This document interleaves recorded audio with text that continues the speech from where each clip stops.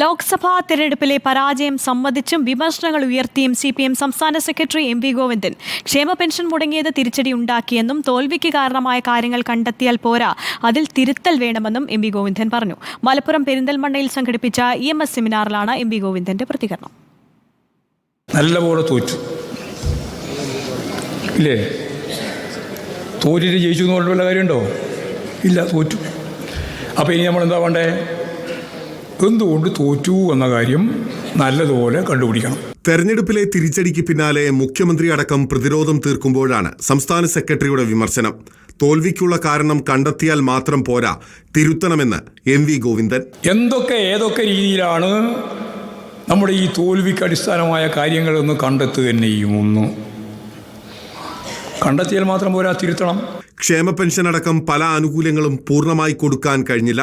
അത് തെരഞ്ഞെടുപ്പ് ഫലത്തെ സ്വാധീനിച്ചുവെന്നും സംസ്ഥാന സെക്രട്ടറി. കൃത്യമായിട്ട് ലഭിക്കേണ്ടുന്ന ആനുകൂല്യങ്ങൾ ഈ സാമ്പത്തിക പരാധീനതയുടെ ഭാഗമായി കൊടുത്തു തീർക്കാനായിട്ടില്ല. അപ്പോൾ അവരെല്ലാം സംതൃപ്തമാണോ എന്ന് ചോദിച്ചാൽ അല്ല. അതെല്ലാം വോട്ടിനെ സ്വാധീനിച്ചിട്ടില്ലേ എന്ന് ചോദിച്ചാൽ സ്വാധീനിച്ചിട്ടുണ്ട്. ഇതൊന്നും കാണാതിരുന്നിട്ട് കാര്യം, ഇതെല്ലാം ഞങ്ങൾ കാണുന്നുണ്ട്. തുറന്ന മനസ്സോടെ, തുറന്ന കണ്ണോടെ കാണുകയാണ്. രണ്ടാം പിണറായി സർക്കാരിനെതിരെയും സംസ്ഥാന സെക്രട്ടറിയുടെ വിമർശനമുന നീണ്ടു. ഇതിൻ്റെ ഒപ്പം തന്നെ സംഘടനാപരമായ പ്രശ്നമുണ്ട്. രണ്ടാം പിണറായി ഗവൺമെൻറ് അധികാരത്തിൽ വന്നപ്പോൾ ഉണ്ടാവാൻ സാധ്യതയുള്ള പ്രവണതകളുണ്ട്. ആ പ്രവണത ഈ മുതലാളിത്ത സമൂഹത്തിൽ അരിച്ചരിച്ച് നമ്മുടെ പാർട്ടി കേഡർമാരിലും നമ്മളിലെല്ലാം തന്നെ ഉണ്ടാവും. അതെല്ലാം പൂർണ്ണമായിട്ട് തൂത്തെറിഞ്ഞുകൊണ്ട് മാത്രമേ ശുദ്ധമായൊരു പാർട്ടിയെ മുന്നോട്ടേക്ക് നയിക്കാനാവുള്ളൂ. നല്ല തിരുത്തലുകൾ വേണം.